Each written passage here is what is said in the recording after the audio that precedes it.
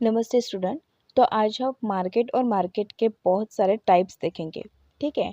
ये meaning of market, पहले तो मार्केट यानी कि हम ऐसा सोचते हैं कि हमारे प्लेस में या फिर डिस्ट्रिक्ट में हम जहाँ पे रहते हैं वहाँ पे ना हम जहाँ पे जाते हैं परचेस करने के लिए या फिर सेलिंग करने के लिए पर्टिकुलर जगह पे हम इसे मार्केट कहते हैं। लेकिन इकोनॉमिक्स में ऐसा नहीं है। मार्केट यानी क्या, जहाँ पे सेलर है, जहाँ पे बायर है और जहाँ पे ट्रांजेक्शन हो रहे हैं, जहाँ पे एक प्राइस है, वो हमारा मार्केट हो जाएगा। ठीक है। तो यहाँ पे ना यही दिया है कि place region where the seller buyer are interact with goods and services by selling at purchasing at given price. मतलब एक प्राइस है जो कि परचेस और सेलिंग करने के लिए कितनी प्राइस एक प्रोडक्ट की है, जहाँ पे सेलिंग हो रही है। ठीक है। और एक बायर है, उसे हम मार्केट कहेंगे। ये मतलब कंसिडर नहीं कहता कि मतलब पर्टिकुलर मार्केट को ही ये नहीं कहते कि ये मार्केट है करके। ठीक है। जैसे कि गुड्स और सर्विसेज दोनों भी एक मार्केट मतलब मार्केट में मिलते हैं। जैसे सर्विस के लिए जाए, जैसे कि सलून और ब्यूटी पार्लर वगैरह, ये सर्विसेज से एक मार्केट। कहीं पे भी परचेस करनी हो, कहीं पे भी सेलिंग करनी हो, तो ये भी मार्केट ही है। अब मार्केट में क्या रहता है, मार्केट में बायर रहते हैं, सेलर रहते हैं। ओके। अ प्लेस और रीजन ये भी इम्पोर्टेंट है, कहीं पे भी हो सकता है, मतलब ऐसे पर्टिकुलर जगह पे ही जाने की ज़रूरत नहीं है। और गिवन प्राइस, पर्टिकुलर प्राइस भी रहते हैं। अगर बायर ने कहा कि मतलब 10 रुपीज़ का 15 रुपीज़ का एक हमारे प्रोडक्ट चाहिए, तो ऐसे नहीं होगा। जो पर्टिकुलर उसकी प्राइस है वो देनी ही पड़ेगी। तो ये मार्केट में होता है। ठीक है। और इस तरीके से मार्केट रहते हैं। तो मार्केट की मीनिंग और देखेंगे कि जैसे कि market is a place where the commodities are bought and sold at a retailer और होलसेलर प्राइसेस। मार्केट में क्या होता है, सेलिंग होती है, परचेस होती है, क्या होल मतलब होलसेल प्राइस पे या फिर रिटेल प्राइस पे। In economics however the market does not refer to the particular place. हम इकोनॉमिक्स की तरह अगर देखेंगे तो मार्केट को पर्टिकुलर प्लेसेस से ऐसे डिनोट नहीं करेंगे कि ये XYZ मार्केट है, ये मार्केट है करके। जहाँ पे सेलिंग है, जहाँ पे परचेस है, उसे हम मार्केट कहेंगे। Okay. The market is a arrangement where the buyer and seller come in close contact with each other directly, indirectly, sell and buy goods is described as a market. Market is arrangement where buy, मतलब जहाँ पे seller आ सके, ठीक है, जहाँ पे buyer आ सके अच्छे से, उसे भी हम मार्केट कहेंगे। It does not refer only to fix location, ये फिक्स लोकेशन को ही, ठीक है, मतलब 10 by 10 का हो या फिर किसी पर्टिकुलर मतलब प्लेस में ही हो, इस तरह के लोकेशन को हम मार्केट नहीं कहेंगे। जहाँ पे सेलर है, जहाँ पे परचेसर है, उसे हम मार्केट कहेंगे। It refer to the whole area operation demand and supply, जहाँ जहाँ पे डिमांड हो रही है, जहाँ जहाँ पे सप्लाई हो रही है, लेकिन डिमांड सप्लाई के साथ पर्टिकुलर प्राइस भी चाहिए, तो उसे हम मार्केट कहेंगे। मार्केट्स में भी फिजिकली आइडेंटिफिएबल। ओके। तो अभी यहाँ पे मार्केट स्ट्रक्चर दिए है।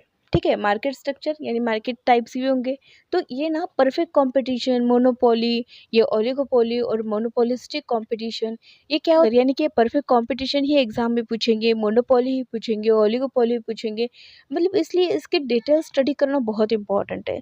चाहे आप 12th क्लास के स्टूडेंट हो या फिर बीकॉम के हो या फिर मतलब आगे की भी हो, MBA और MBA के बाद भी, मतलब जैसे कि MBA नेट करना हो तो उसके बाद भी सभी तरफ ये कॉमर्स मैनेजमेंट में पूछे जाते हैं। तो इस मार्केट स्ट्रक्चर में ना बहुत इम्पॉर्टेंट है, वो है परफेक्ट कंपटीशन। अब परफेक्ट कंपटीशन में क्या होता है, देखो कंपटीशन यानी क्या, कि जहाँ पे कंपटीशन चल रहा है, ठीक है, यानी कि एक से ज़्यादा प्लेयर है, यानी कि कंपटीशन है। ठीक है। अचीव करना चाहते हैं वहाँ पे कोई, तो भी वो कंपटीशन हो गया। लेकिन यहाँ पे कह रहे हैं कि परफेक्ट कंपटीशन, यानी कि बहुत स्ट्रिक्ट कंपटीशन है। ओके। तो कैसे, यानी कि मार्केट में ऐसा कुछ चल रहा है, ऐसे कुछ कंपटीशन हो रही है जहाँ पे सेलर और बायर जो है ना वो बहुत सारे हैं, लेकिन जो प्रोडक्ट है वो प्रोडक्ट की जो संख्या है वो भी बहुत सारी है। तो इसलिए हम इसे कहते हैं कि परफेक्ट कंपटीशन। ठीक है। और इस तरह के मार्केट दूसरे नहीं रहते, जैसे कि मोनोपोली, ओलिगोपोली, वो उस तरीके नहीं है। ये परफेक्ट कंपटीशन ये अकेला ही ऐसे है जहाँ पे सेलर की जो संख्या है वो बहुत सारी है, जो बायर है वो बहुत सारे हैं, जो प्रोडक्ट है वो भी अनलिमिटेड है। ठीक है। और रिस्ट्रिक्शन भी नहीं है। तो इस टाइप का जो है वो है परफेक्ट कंपटीशन। हम देखेंगे the firm sell identical product to many buyer. ठीक है। जो फर्म्स है वो क्या सेलिंग करते हैं, एक प्रोडक्ट करते हैं, बायर को। Okay, there are no restriction, यहाँ पे रिस्ट्रिक्शन दिए है नहीं, यहाँ पे रिस्ट्रिक्शन ही नहीं, कोई भी प्रोड्यूसर कोई भी सेलर आ सकता है और अपने प्रोडक्ट जो है वो बेच सकते हैं, नो रिस्ट्रिक्शन। लेकिन बाकी में ऐसा नहीं होता, रिस्ट्रिक्शन रहते हैं। इसलिए परफेक्ट कंपटीशन को अच्छे से समझ लो, और ये जो रिस्ट्रिक्शन है ना वो शब्द ध्यान में रख लो। Establish firms have no advantage over a new one.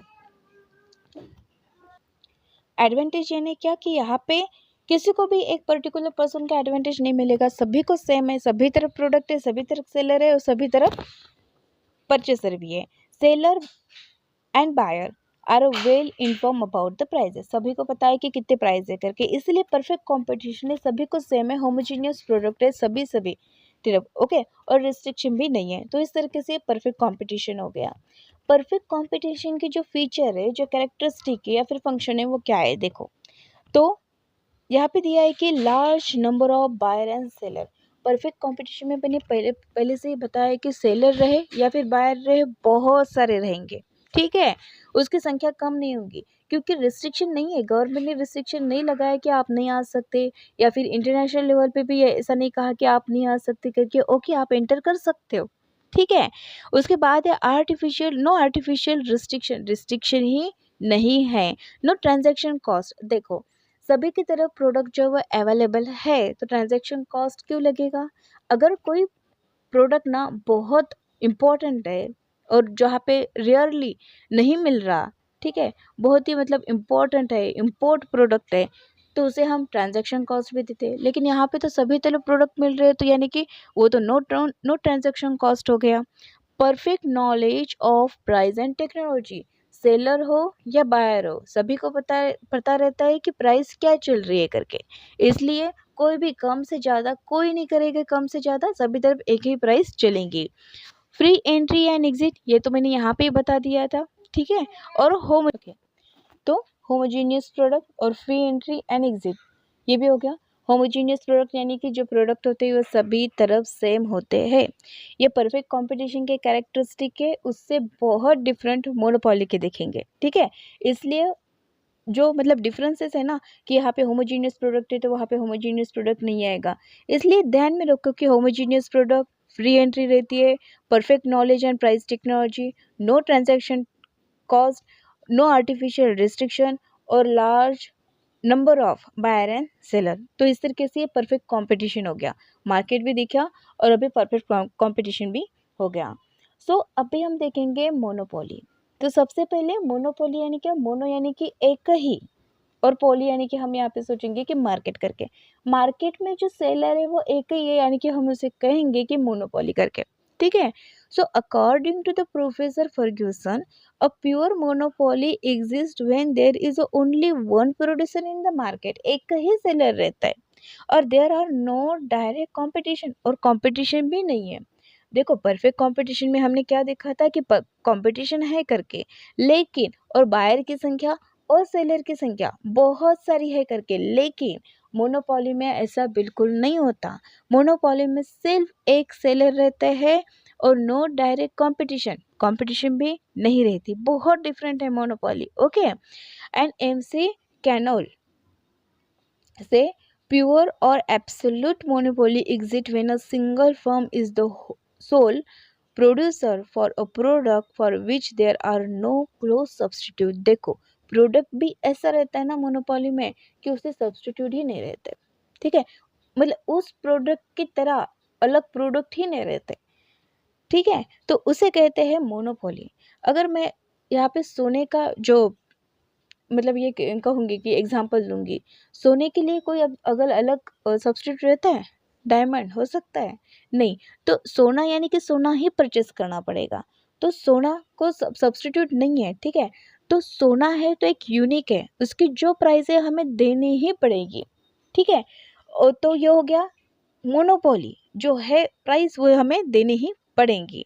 उसके बाद है मोनोपोलिस्टिक की कैरेक्टरिस्टिक की कैसे होती है करके।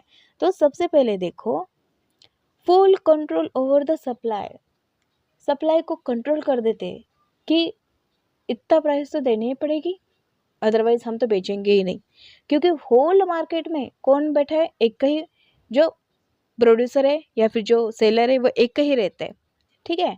और उसके बाद ये मोनोपोली में ना कॉम्पिटिटर भी नहीं है और सब्स्टिट्यूट भी नहीं है प्रोडक्ट के लिए, यानी कि बायर को जो है वो सोना ही लेना पड़ेगा, सोने के अलावा कोई भी नहीं मतलब ले सकता, मतलब कोई अलग चीज़ नहीं ले सकते और कहीं पे भी जा भी नहीं सकते क्योंकि एक ही सेलर वहाँ पे है, तो ये हो गया मोनोपोली। उसके बाद नो सब्स्टिट्यूट, सब्स्टिट्यूट ही नहीं है, प्रोडक्ट एक ही है, सोना यानी कि सोना, गोल्ड यानी कि गोल्ड, उसे सब्स्टिट्यूट ही नहीं है, ठीक है। डाउनवर्ड स्लोपिंग डिमांड कर, जो डिमांड कर रहता है वो क्या होता है, धीरे धीरे करके कम होता है क्योंकि सब्स्टिट्यूट नहीं है, एक ही मार्केट में जो एक ही बंदा है, एक ही सेलर है, वही मतलब सेलर कर रहा है। बैरियर टू एंट्री, हाँ अभी अगर इंटरनेशनल लेवल के जो भी सेलर होंगे वो आना चाहेंगे, लेकिन गवर्नमेंट ने उसे क्या कर डाला, रेस्ट्रिक्शन कर डाला कि आना नहीं है करके, तो ये हो गया हमारा बैरियर्स। उसके बाद है प्राइस मेकर। तो इसीलिए जो सेलर है ना मोनोपोली में, तो वो प्राइस मेकर रहता है क्योंकि उन्हें पता है कि सब्स्टिट्यूट इस प्रोडक्ट के लिए नहीं है और पूरे मार्केट में मैं ही अकेला ऐसा हूँ कि जो प्रोडक्ट बेच रहा हूँ, इसलिए मैं जो चाहे वो प्राइस लूँगा, ठीक है। तो ये प्राइस मेकर हो गए। उसके बाद है forms itself as an industry, ठीक है। सो फॉर्म, तो oligopoly is defined as a market situation which there are a few seller producer dealing in either the homogeneous and differentiate product, ठीक है। ये भी यहाँ पे भी लिखा है कि थोड़े बहुत सेलर और बायर रहते हैं। Inter dependence of decision making, जब भी वो प्रॉफिट कमाने की सोचते हैं ना, तो एक दूसरे के साथ बात करते हैं सेलर लोग कि हम कितना प्राइस लेंगे, कितना प्राइस नहीं लेंगे, ज़्यादा से ज़्यादा प्रॉफिट कैसे कमाएं, ठीक है। या फिर अगर किसी प्रोडक्ट की 100 रुपीज़ प्राइस है तो 100 से बिल्कुल नीचे नहीं, हम नहीं आएंगे, ठीक है। क्योंकि हम डीलिंग कर रहे हैं एक दूसरे के साथ में कि हम 100 से ऊपर ही जो प्रोडक्ट की प्राइस है वो रखेंगे करके। बैरियर्स टू एंट्री, कोई भी नया पर्सन मार्केट में नहीं आ सकता, रिस्ट्रिक्शन है। प्रोडक्ट में भी होमोजीनियस और डिफ्रेंशिएशन, इसीलिए उसे ओलिगोपोली कहा जाता है, जैसे कि कम से कम सेलर है, बायर भी कम ही है और इसके साथ डिफ्रेंशिएटर या फिर होमोजीनियस प्रोडक्ट रहते हैं। Oligopoly as define as a, यही हमने देखा था। हाउ फ्यूज, मुझे at least one firm is a large enough to influence the price and product can be identical, similar differentiation. And when we talk about big business in the US, we are talking about the oligopolies। मतलब यहाँ पे उन्होंने example दिया है कि जब भी हम बात करें ना कि मतलब बिग कंपनी की, जैसे कि IBM है, ठीक है, तो वो क्या हो जाएगा ये, हाँ, तो Coca Cola, IBM, CBS, NBC, Kellogg, तो इस तरीके से ये जो कंपनी है वो क्या हो जाएगी, हमारी पूरी की पूरी ओलिगोपोली हो गई है, ठीक है। Thank you. आप हमें कमेंट करिए जो भी आप मेरा वीडियो देख रहे हैं, ठीक है। और कुछ क्वेश्चन होंगे तो क्वेश्चन बताइए। आपको अगर कुछ सजेस्ट करना है हमें तो वो भी करिए, ठीक है। Thank you.